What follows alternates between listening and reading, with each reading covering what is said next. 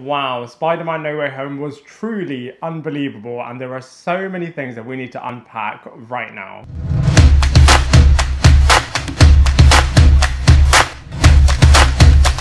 Hello everybody, and welcome back to my channel, Lifestyle Critic. I hope you're having a brilliant day. So this is the spoiler review of Spider-Man No Way Home. This is your spoiler warning, as there will be massive spoilers about Spider-Man No Way Home in this video. If you haven't seen it, then in the meantime you can check out my spoiler-free review. But if you have seen it, then stick around, as we are going to be talking about everything to do with Spider-Man No Way Home right now. So they did it, they actually did it. They brought all of the three Spider-Mans together, which is just absolutely incredible. We have Tom Holland, Andrew Garfield and Tobey Maguire sharing the scene for quite a lot of this movie, which was just absolutely everything you would have wanted and more. I mean, I absolutely love all of these three iterations of Peter Parker, and just all of the scenes in which they were together was just absolutely wicked. I loved it when Zendaya's MJ was calling out Peter and all of them reacted. I thought that moment was absolutely wicked. I love it also when Andrew Garfield and Tobey Maguire's Spider-Man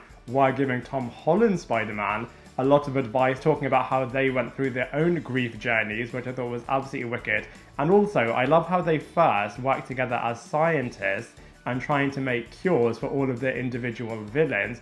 And then when they suited up together and when they were fighting all of the villains, that sequence was just absolutely brilliant. Seeing all three of the Spider-Men together suited up was just true cinematic brilliance. And I just feel like also when they were just joking and planning and not being used to working with each other, as they are quite individual characters that are always saving the day themselves, while obviously Tom Holland's Peter Parker does this along with other Marvel characters as well, which I love how they also made fun of and reference to. And of course they referenced the fact that Tobey Maguire's Spider-Man has organic webbing, whereas the other two have to make their own webbing. I just feel like all of the sequences with Peter Parker's and with all of the Spider-Man, literally, like I said, was everything you would have wanted and more. And it was just true cinematic, brilliant, cinematic gold. And you would have just wanted more, and I'm so glad that they really did give it a lot of time, while still making the focus Tom Holland, and you really did feel like it was his movie. I mean, Andrew Garfield definitely out of all of them has been and will always be my favourite version of Peter Parker and Spider-Man. And I love how they retained his wittiness, his charm, his cleverness, his brilliance, and all of that was just communicated so phenomenally by the legendary Andrew Garfield. I mean, 2021 really has been his year, as he has really returned back into the movie space and has released hit after hit after hit. And of course, in all of his interviews, he was always being quizzed about this movie. And I just feel like he did such a good job from a PR point of view in terms of denying the fact, even though we all knew that he was going to be in this movie, as that moment when he came on screen, took off his mask, and the reveal that this version of Spider-Man is officially in the MCU. I mean, my whole cinema complex went wild in that moment, and it was just absolutely brilliant. And then on top of that, we have Tobey Maguire's legendary Spider-Man here as well. And by contrast, I absolutely love how in the Sam Raimi universe, this was a slightly more geeky version of Peter Parker, and he actually did return all of those tropes in this iteration, which I thought was really, really good, while still growing up this character. So he was really able to impart a lot of wisdom to also Andrew Garfield's Spider-Man as well as of course Tom Holland's Peter Parker. And I love all of the sequences where they were talking about great responsibility and just all of those classic Spider-Man moments and everything, like I keep saying, you would have wanted from this sequence in terms of all of these three characters being together was just so wicked. And I love how Ned and MJ were just looking at them in awe, as that is exactly how the audience was feeling. And so I just feel like that entire sequence was just absolutely wicked. I also love how we also had a Charlie Cox cameo as well.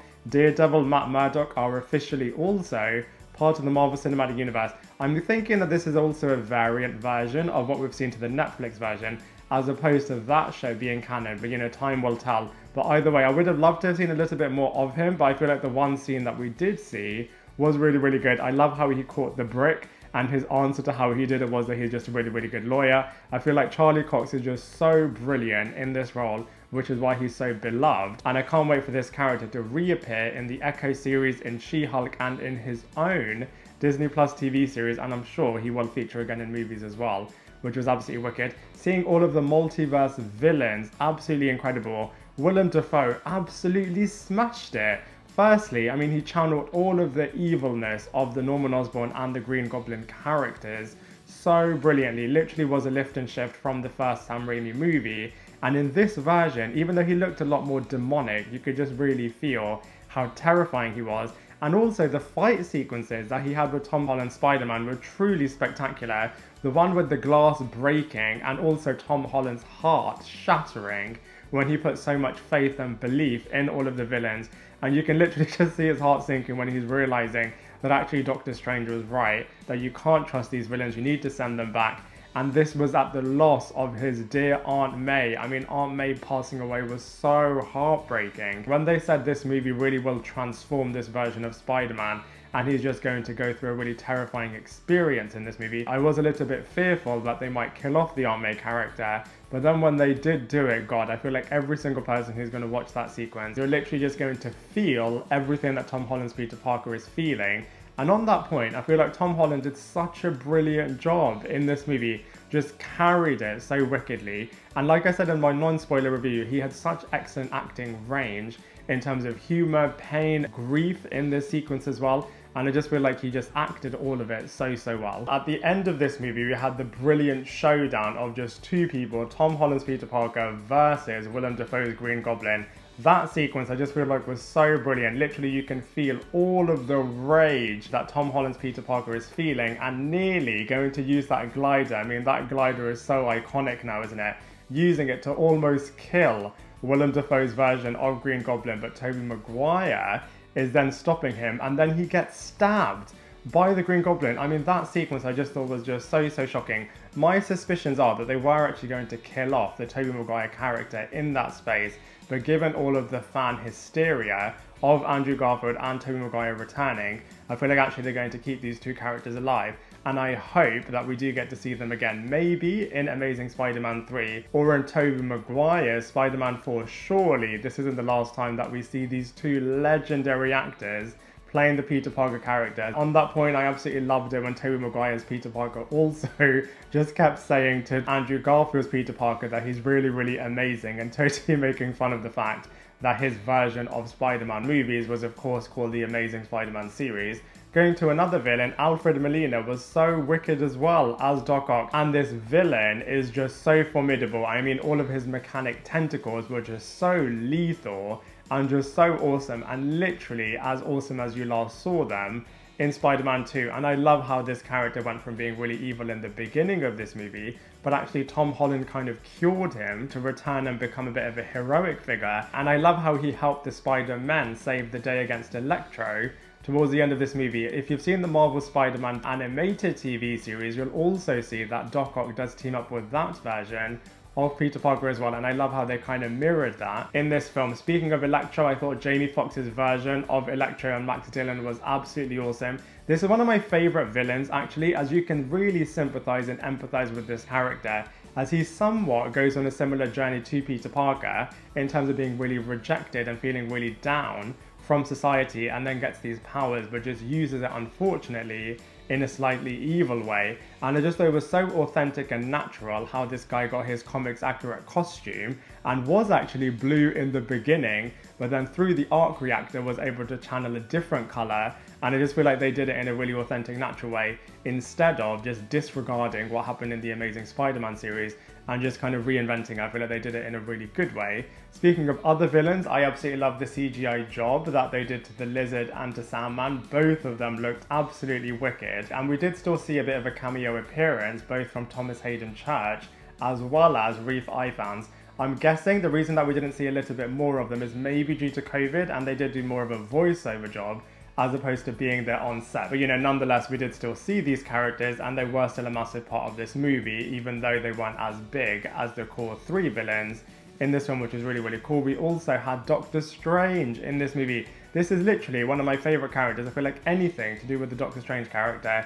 is just going to be absolutely flawless. I literally can't wait for Multiverse of Madness. I feel like that movie is just going to totally blow things out of the water and totally kick things out of the park in a really fantastic way. But as far as this film is concerned, I feel like this character just worked so well in terms of Peter Parker going to him in the first instance to kind of use magic to try to solve all of his problems. And I love all of the sequences where it really was Doctor Strange versus Spider-Man, And you really did get to see how Tom Holland's Peter Parker is really, really clever, as he was able to use geometry to somewhat trap the Doctor Strange character in the mirror dimension. And I feel like that was the right thing to do, actually, as at the end of the day, this is a Spider-Man movie, so it should be more focused on him. And I just feel like on that point, they balanced everything in this film really, really well. Of course, there were loads of things happening, and I just feel like they balanced all of the villains, the 3 Spider-Man, all of the Doctor Strange setting everything up sequence, all of the Wizard's dungeon sequences. I feel like everything just blended so perfectly in this movie. I mean, I would have liked to have seen a little bit more of what all of the villains were doing outside of the Peter Parker based scenarios, but actually I feel like it still worked in their favour, as when they did come, it was still really terrifying, really, really shocking, and I feel like the focus, rightly so, was on all of the Peter Parker characters. And like I said before as well, ultimately it really was Tom Holland's movie, and he really was leading it from the front in such a phenomenal way. In terms of other aspects of this movie, I will always prefer the other iterations of the Flash Thompson character. In particular, in the Amazing Spider-Man series, I feel like that version of Flash Thompson was just so much better than the MCU version. I really do love this version of J. Jonah Jameson, slightly different to the one that we saw in the Sam Raimi universe. I feel like seeing him in a News Corporation setting was just so brilliant in the Sam Raimi world, except this time he is very similar actually in terms of really having a problem with the Spider-Man character. And now that he knows his identity, he really did go to town and nearly did destroy that world of Peter Parker. And on that point, I feel like how invasive it was just captured really, really well in this movie, in terms of his world just really, really closing in, and seeing some benefits actually of the world knowing his identity. However, this does come at a massive cost, which they definitely did focus on in this movie. Ultimately, I just feel like Spider-Man No Way Home is just such an awesome love letter to Spider-Man fans, to fans of the entire Spider-Man movie universe, and just to this character, to this world. I feel like everything was just so, so good in this space. And I feel like there have been a lot of comments actually a couple of years ago about, does Tom Holland's Peter Parker actually have a bit of a spider sense? And they definitely showed in this movie that he does. And just that heartbreaking, heart-shocking moment when you see that the Norman Osborn character is actually turning on the Peter Parker character, I feel like that sequence was just absolutely legendary. And I just feel like ultimately it just meant that this movie was just so brilliant. So those are all of my thoughts on Spider-Man No Way Home. As I'm sure you can imagine, I absolutely love this movie, but now I'd love to hear from you. So what did you think of this film? Please let me know in the comment section below, and I look forward to seeing you in my next video.